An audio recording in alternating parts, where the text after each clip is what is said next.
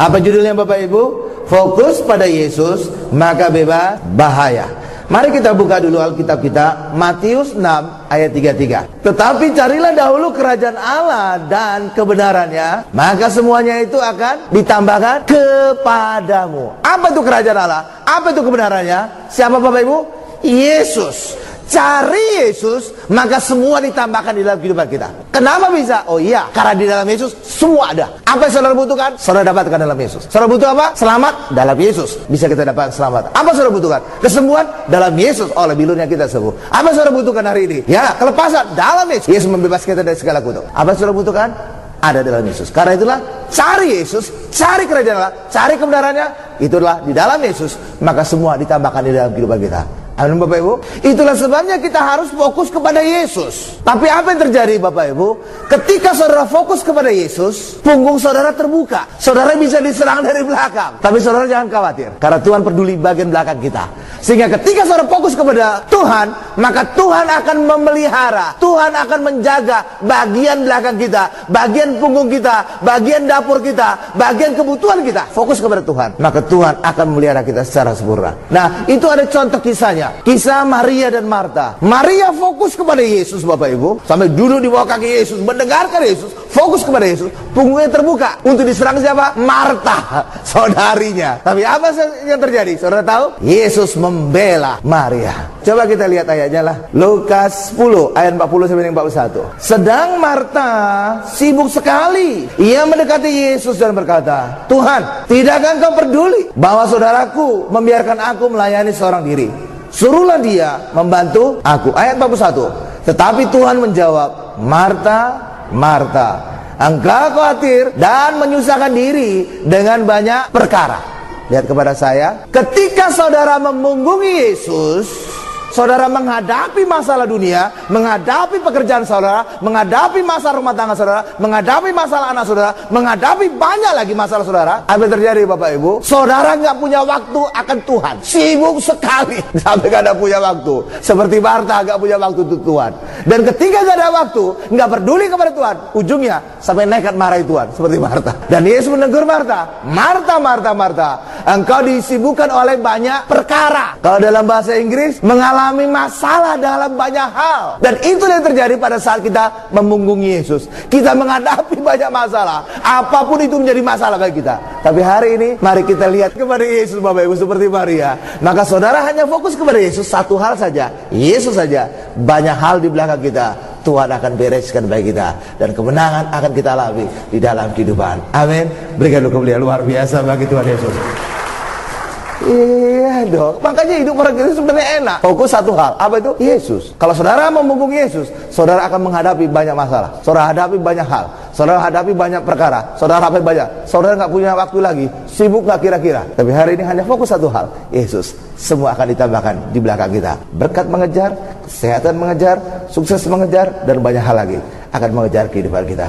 Jika kita fokus kepada dunia, fokus kepada setan Bapak Ibu, khawatir akan setan dan segala macamnya Bapak Ibu, apa akibatnya? Kita menghadapi mereka, tidak memunggungi Tuhan. Dan itulah awal dari kegagalan Bapak Ibu. Itulah awal dari kegagalan. Kenapa? Karena kita pasti tidak mampu menghadapi dunia. Dunia itu terlalu besar. Masalahnya terlalu besar Bapak Ibu. Raksasa seperti Goliat. Dan itu yang terjadi pada bangsa Israel. Ketika bangsa Israel melihat si raksasa Goliat, mereka menjadi ketakutan Bapak Ibu. Hal yang sama juga ketika orang fokus kepada dunia, membelakangi Yesus, mereka akan ketakutan, mereka akan penuh khawatir, mereka tidak nyaman lagi kehidupan, tidak ada sukacita, stres terus. Tapi saudara lihat Daud, dia tidak melihat kepada Goliat, tapi dia lihat kepada Allah Israel yang hidup, sehingga Goliat dia tidak pandang.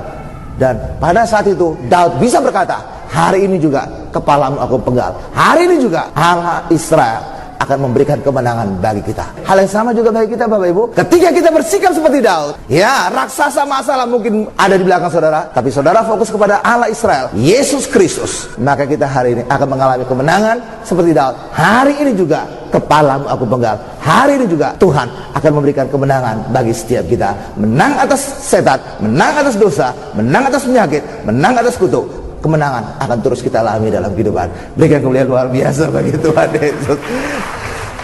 Haleluya. Ada satu contoh yang menarik lagi Bapak Ibu. Saudara mungkin ingat kisah Musa. Saat Musa akan dipanggil Tuhan, bagaimana Tuhan cara memanggil Musa, Bapak Ibu? Tuhan menarik perhatiannya Musa. Tuhan tampil seperti api di semak-semak, sehingga semak-semak itu tidak terbakar, Bapak Ibu. Melihat pemandangan yang rada aneh ini, Musa kemudian berjalan ke arah semak-semak yang berapi dan tidak terbakar tadi. Benar, Bapak Ibu? Dan rupanya di situ hadirat Allah. Dan ketika itulah Allah berbicara kepada Musa, Musa, aku suruh untuk memimpin bangsa Israel, mengeluarkan bangsa Israel dari perbudakan Mesir. Dan Musa menolak, Bapak Ibu. Lalu apa kata Allah? Apa yang ada di tanganmu? Tongkat Tuhan. Lemparkan ke tanah. Dan apa yang terjadi ketika dilempar ke tanah? Tongkat itu menjadi ular. Dan lalu Allah berkata, pegang ekornya. Saya ingin katakan kepada saudara, secara biologi, atau mungkin saudara pernah nonton Cable Vision, Discovery Channel tentang hewan-hewan. Ular bukan dipegang di ekornya, ular dipegang di kepalanya. Kalau saudara pegang ekornya ular, apa yang terjadi? Kepalanya akan berbalik menyerang saudara, dipatung saudara. Benar, Bapak Ibu? Kenapa Allah menyuruh Musa memegang ekornya? Coba kita baca dulu ayatnya. Keluaran 4 ayat 3 sampai 4. Firman Tuhan, lemparkanlah itu ke tanah. Dan ketika dilemparkannya ke tanah, maka tongkat itu menjadi ular, sehingga Musa lari meninggalkan dia. Tetapi firman Tuhan kepada Musa, ulurkanlah tanganmu dan peganglah ekornya.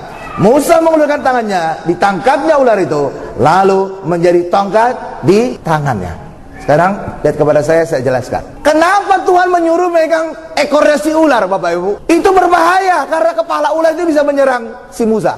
Saudara tahu kenapa disuruh megang ekornya? Karena kepala ular Tuhan yang nangani. Kepala ular Tuhan yang menyelesaikan. Kepala ular itulah yang dibuatkan sejak kejadian, bahwa keturunan wanita itu, siapa keturunan wanita? Yesus akan meremukkan kepala ular. Haleluya, Bapak Ibu. Saudara ingat itu ayatnya? Ya, Kejadian. Pada saat manusia dikutuk, wanita dikutuk, aku akan mengadakan permusuhan dengan perempuan ini dengan ular. Keturunannya akan meremukkan kepalamu dan keturunannya akan meremukkan tumitmu. Benar, Bapak Ibu? Jadi yang meremukkan kepala siapa? Tuhan. Bagian kita apa? Yang kecil, buntutnya. Yang buntut aja, Pak. Haleluya, Bapak Ibu. Itulah sebabnya bagi kita dalam Tuhan Yesus, hal yang sulitnya, hal yang besarnya, hal yang menderitanya, Tuhan yang ngerjakan. Bagian kita hanya buntutnya yang kecil. Itulah sebabnya di dalam Tuhan, saudara, ringan, enak, dan lega kehidupan kita. Karena apa? Kepala ular telah dihancurkan, sehingga bagian kita hanya megang ekornya saja, sehingga kehidupan kita menjadi ringan, enak, dan ada jaminan sukses di dalam kehidupan kita. Amin. Berikan kemuliaan luar biasa bagi Tuhan Yesus. Itu dia, Bapak Ibu. Haleluya. Itulah kehidupan dalam Tuhan. Kita hanya megang buntutnya yang kecil. Bapak Ibu, buntutnya yang kecil, kepalanya besar. Itu urusan Tuhan itu. Haleluya. Karena Yesus akan meremukkan kepala ular bagi kita. Amin. Lah iya dong. Karena itu enak dalam Tuhan. Ada lagi contoh lagi, Bapak Ibu. Ada satu peristiwa, bangsa Israel sedang keluar dari tanah Mesir, Bapak Ibu. Ternyata di depannya ada Laut Merah menghadang. Di belakangnya ada tentara Mesir yang ngejar. Dan apa yang Allah lakukan? Allah menggeser tiang awan dari depan ini ke belakang. Kenapa, Bapak Ibu? Agar orang Israel jangan pecah fokusnya kepada Tuhan. Agar orang Israel tetap memandang kepada Tuhan, memandang ke depan kepada Tuhan, memandang kemuliaannya, memandang kuasanya. Bagian belakang urusan Tuhan menyelesaikan. Amin, Bapak Ibu. Dan ketika mereka tetap memandang ke depan, Laut Merah terbelah dua, zup, dan mereka jalan di tanah kering, dan mereka bisa nyebrang. Lalu apa? Tuhan menyelesaikan secara tuntas. Tuhan berkata, lihat pasukan Mesir di belakangmu itu. Tentara yang kamu lihat itu tidak akan kamu lihat lagi. Kenapa? Tuhan menghanyutkan semuanya, habis semuanya. Amin, Bapak Ibu. Dihanyutkan di Laut Merah. Hal yang sama juga bagi kita. Ketika saudara fokus kepada Yesus, fokus kepada Allah, Allah berkata kepada kita, lihat penyakit yang engkau alami hari ini.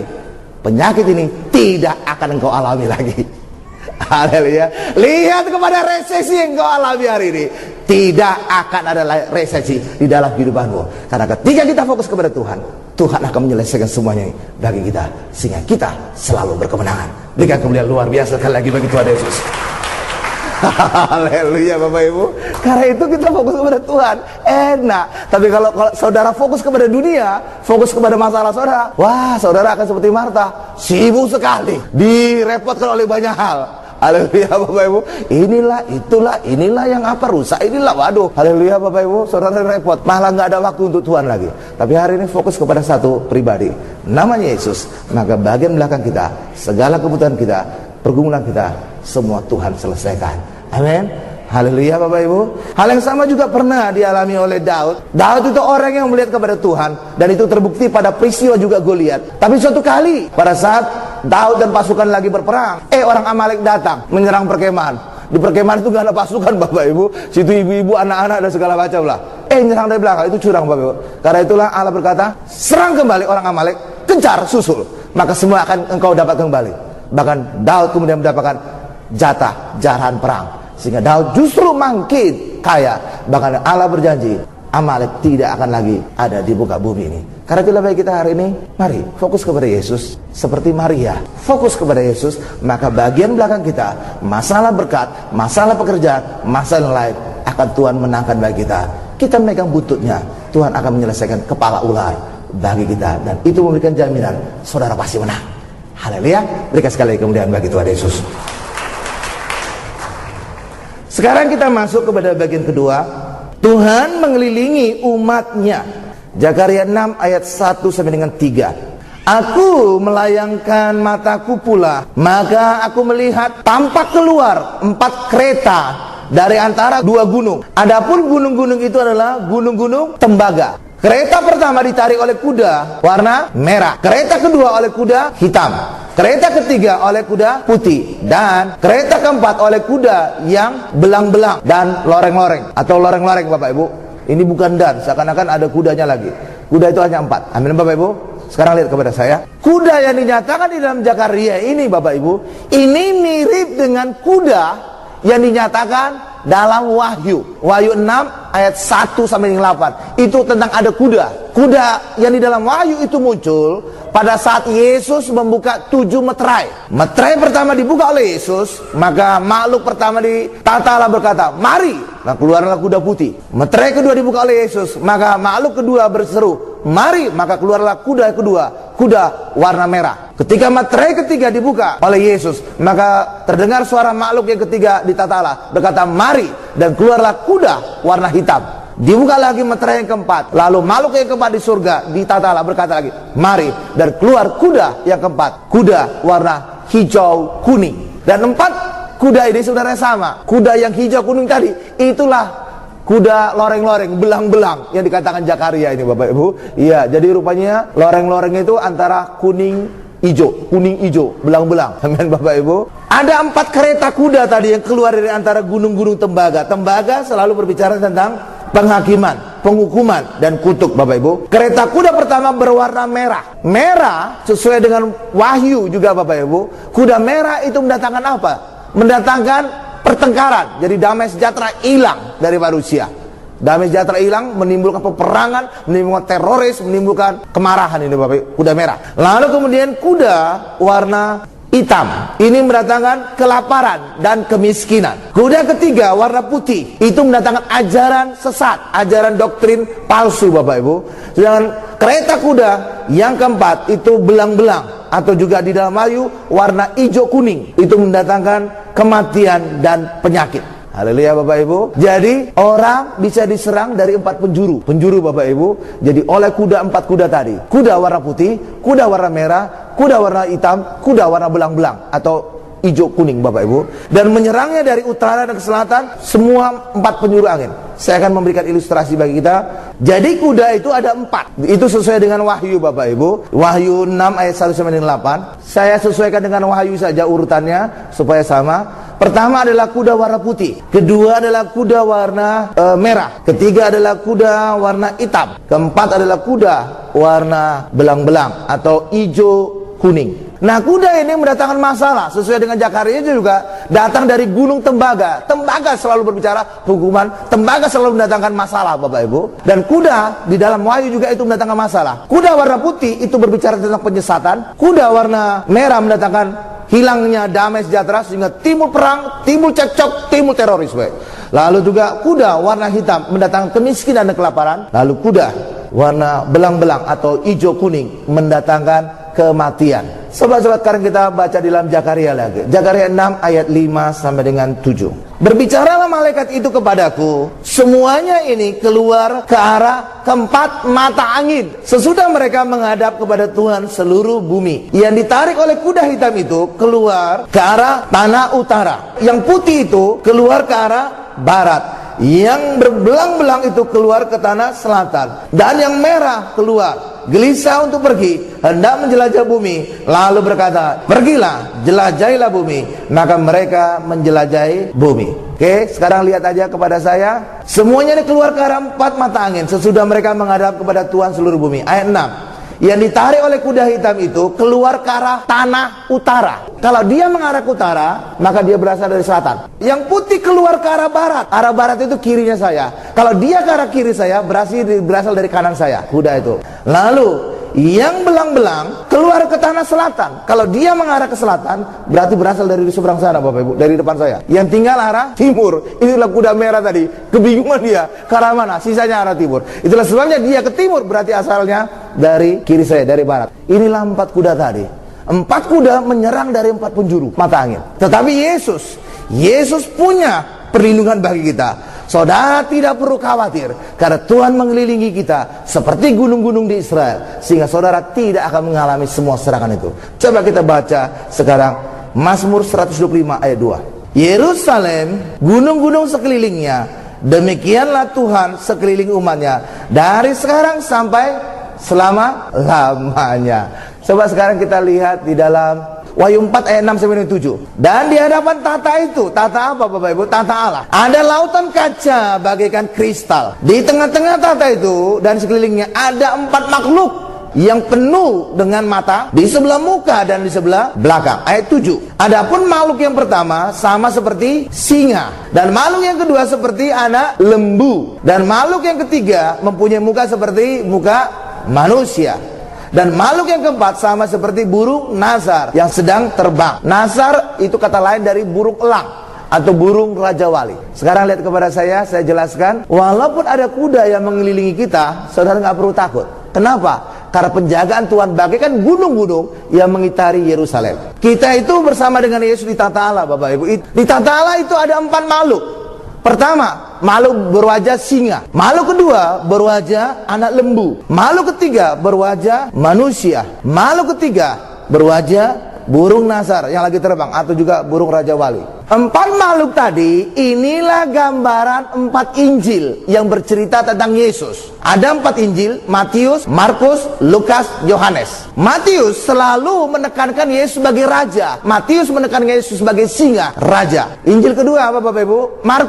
Markus menggambarkan Yesus sebagai hamba, sebagai lembu yang bekerja keras menanggung beban manusia. Itulah sebabnya makhluk yang kedua berwajah lembu. Lukas menggambarkan Yesus sebagai anak manusia. Itu Injil ketiga Lukas. Itulah sebabnya di surga digambar sebagai manusia. Yohanes menggambarkan Yesus sebagai anak Allah. Karena itulah digambarkan sebagai burung Raja Wali. Jadi empat makhluk di tata Allah, itulah wujud Yesus yang dinyatakan oleh empat Injil. Matius, Markus, Lukas, Yohanes. Amin Bapak Ibu. Itulah sebabnya ketika kita di dalam Yesus, maka kita mendapatkan pagar empat penjuru angin. Itulah sebabnya apapun serangan kereta kuda tadi, kuda putih, kuda merah, kuda hitam, kuda belang-belang, saudara tidak akan tersentuh. Karena pagar Yesus memagari kita empat penjuru angin, sehingga saudara tidak akan mengalami mara bahaya, saudara tidak akan mengalami ajar sesat, saudara tidak akan mengalami miskin, bangkrut, saudara tidak akan kelaparan, saudara tidak akan mengalami kematian.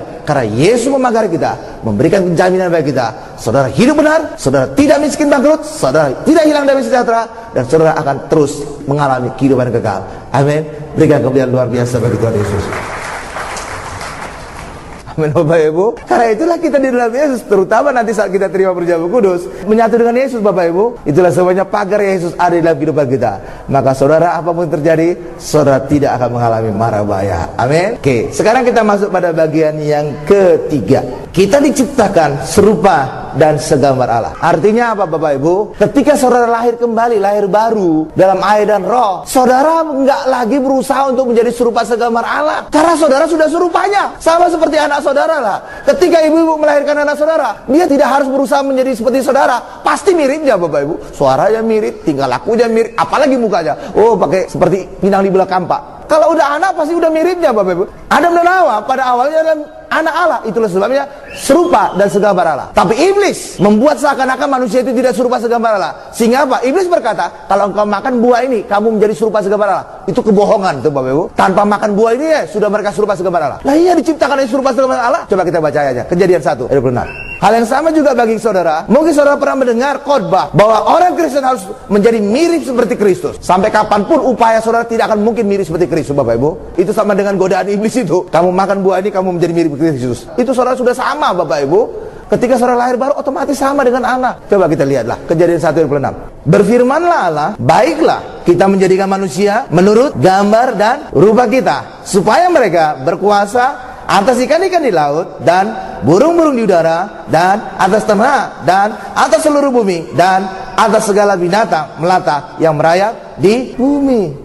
Sudah serupa segambar Allah. Itulah sebabnya godaan iblis berkata, kamu makan buah ini kamu menjadi seperti Allah. Itu bohong. Udah sama kok sejak awal. Ngapain lagi menjadi sama? Nah, itulah yang diupayakan oleh iblis Bapak Ibu, untuk menaruhkan ajaran sesat, ajaran keliru pada manusia. Dan hasilnya apa? Manusia itu kemudian jatuh dosa karena ajaran keliru dari setan tadi. Dan itulah wujudnya adanya kuda putih. Kuda putih itu ingin menyerupai Yesus yang menunggangi kuda putih Bapak Ibu. Sehingga apa? Sehingga orang bisa menjadi kagok. Oh, jangan-jangan itu Yesus. Ternyata itu iblis Bapak Ibu. Itulah sebabnya kalau saudara baca Wahyu, nggak semua orang Kristen langsung ngerti bahwa kuda putih itu adalah iblis. Nggak semua langsung Bapak Ibu. Kenapa? Mereka jadi bingung. Jangan-jangan ini dimaksud adalah Yesus. Dan itulah yang terjadi pada ajaran palsu. Mirip Yesus, mirip ajaran Yesus, ternyata bukan Yesus. Dan inilah ajaran palsu. Dan lewat ajaran palsu ini, dalam wujud kuda putih tadi, maka manusia jatuh di dalam dosa. Dan ketika iblis mengajarkan ajaran palsu ini, apa? Ada dua hal yang dinyatakan iblis kepada Hawa Bapak Ibu. Pertama, iblis berkata begini, bukankah Allah berkata, semua pohon di taman ini tidak boleh engkau makan? Lalu Hawa berkata apa? Tidak, semua pohon boleh kami makan kecuali satu, pohon pengetahuan yang baik dan yang jahat. Jadi iblis ingin mengajarkan pertama kali seakan-akan Allah itu pelit, semua dilarang. Haleluya Bapak Ibu. Padahal Allah berkata semua boleh kecuali satu. Itu kan mantap, benar Bapak Ibu? Itu murah hati tuh. Bahkan buktinya lagi murah hati, manusia diciptakan pada hari ke-6 setelah semuanya diciptakan Bapak Ibu. Sehingga apa? Pada saat manusia diciptakan, manusia bisa menikmati semua ciptaan Allah yang lain. Bahkan kemudian manusia ditempatkan di Taman Eden. Eden artinya lux, mewah. Jadi manusia itu ditaruh di taman yang mewah sehingga mereka berkelimpahan Bapak Ibu. Tapi iblis membuat ajaran seakan-akan Allah itu pelit, semua pohon tidak boleh engkau makan. Karena itulah apa yang terjadi, Hawa kemudian terpengaruh. Lalu yang kedua, ajaran sesat yang kedua, kalau kamu makan buah ini Hawa, kamu nanti akan serupa seperti Allah, mengerti yang baik dan jahat. Dan itu ternyata kebohongan. Buktinya manusia itu sudah diciptakan sejak awal serupa segambar Allah. Itulah sebabnya Bapak Ibu, lewat ajaran sesat, lewat ajaran seakan-akan benar, iblis ingin mengalahkan kita, ingin menjatuhkan kita dalam dosa. Dan itu berhasil Bapak Ibu. Dan itulah wujudnya dengan kuda putih. Coba kita lihat dulu ayatnya. Kejadian 3 ayat 1, lalu Kejadian 3 ayat 5. Adapun ular ialah yang paling cerdik dari segala binatang di darat yang dijadikan oleh Tuhan Allah. Ular itu berkata kepada perempuan itu, tentulah Allah berfirman, semua pohon dalam taman ini jangan kamu makan buahnya. Coba kita lihat ayat kelimanya sekarang. Tetapi Allah mengetahui bahwa pada waktu kamu memakannya, matamu akan terbuka dan kamu akan menjadi seperti Allah, tahu tentang yang baik dan yang jahat. Ayat ini seakan-akan juga memojokkan Allah, seakan-akan Allah itu takut disamai oleh manusia. Padahal Allah tidak demikian. Karena sejak awal manusia itu diciptakan sudah serupa dan segambar Allah. Amin Bapak Ibu. Jadi ajaran sesat. Dan nyatanya, berhasil Bapak Ibu. Akibatnya apa? Hawa kemudian mengambil buah itu dan memberikan kepada Adam, dan akhirnya manusia jatuh dalam dosa. Dan itulah wujud dari kuda putih, ajaran sesat, doktrin yang keliru. Ketika doktrin yang keliru dalam wujud kuda putih tadi bisa masuk dalam kehidupan manusia, maka kuda merah bisa masuk menyusul. Apa kuda merah tadi? Kuda merah mendatangkan amarah, mendatangkan perang. menghilangkan damai sejahtera bagi manusia. Dan itu yang terjadi pada Adam dan Hawa.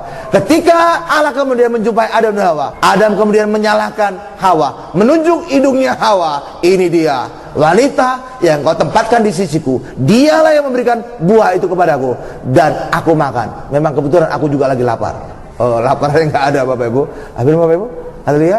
Jadi yang kedua, setelah ajaran sesat timbul, manusia dalam dosa, muncul kuda kedua, kuda merah, hilangnya damai sejahtera, saling menyalahkan, marah, perang, teroris terjadi. Itu kuda yang kedua, kuda merah. Lalu kuda ketiga, itu kuda hitam. Itu mendatangkan kemiskinan dan kelaparan. Ketika Allah mengetahui bahwa manusia telah jatuh dalam dosa, apa yang terjadi? Manusia kemudian diusir dari Taman Eden.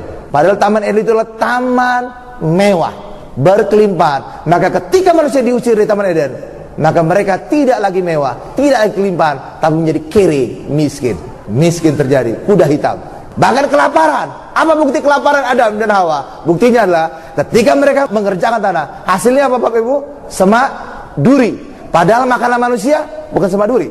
Makanan manusia seluruh buah pohon yang berbiji. Benar Bapak Ibu?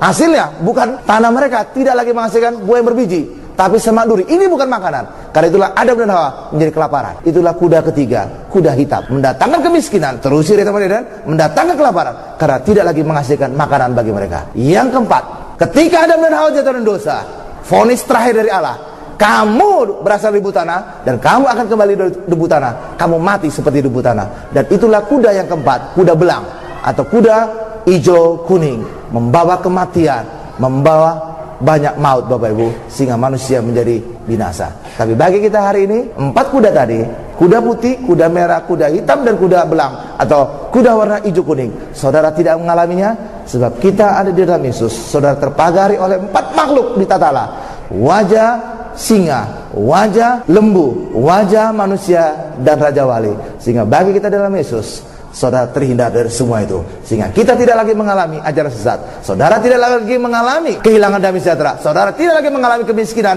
dan kelaparan. Saudara tidak lagi mengalami maut. Tapi semua kita hari ini berkemenangan dalam Yesus. Amin. Berikan kemuliaan luar biasa bagi Tuhan Yesus. Haleluya. Coba kita lihat Adam menyalahkan Hawa Bapak Ibu. Kejadian 3 ayat 12. Manusia itu menjawab, perempuan yang kau tempatkan di sisiku, dialah yang memberikan dari buah pohon itu kepadaku, maka ku makan. Amin Bapak Ibu. Jadi Bapak Ibu, Adam langsung nunjuk hidungnya Hawa, ini dia buat gara-gara, dia yang ngasih kepadaku, maka aku makan. Jatuhlah kami dalam dosa. Menyambut banget itu Adam terhadap Hawa. Itulah akibat dari dosa tadi. Lewat ajaran sesat, kuda putih jatuh dosa, dan ketika jatuh dosa, masuk kuda merah, mendatangkan hilangnya damai sejahtera, saling menyalahkan, saling marah, saling benci, saling teror, saling perang. Dan ketika saling perang terjadi, kuda ketiga, itulah kuda hitam, mendatangkan apa? Kemiskinan dan kelaparan. Dan ketika terjadi kemiskinan dan kelaparan, kuda keempat, kuda warna hijau kuning atau kuda loreng-loreng, belang-belang, itu mendatangkan kematian. Dan terakhir manusia mengalami kematian. Tapi bagi kita hari ini, saudara nggak perlu khawatir. Amin. Kenapa saudara tidak perlu khawatir? Kita dalam Yesus, bersama-sama di tata Allah. Ada 4 makhluk yang mengelilingi kita. Makhluk seperti singa, makhluk seperti lembu, makhluk seperti manusia, makhluk seperti Raja Wali. Dan itu memberi jaminan bagi kita. Kita dalam Yesus. Apapun masalah kita, apapun kuda, apapun itu, saudara fokus kepada Tuhan, maka kita terpagari dan terus kemenangan kita alami dalam kehidupan. Amin.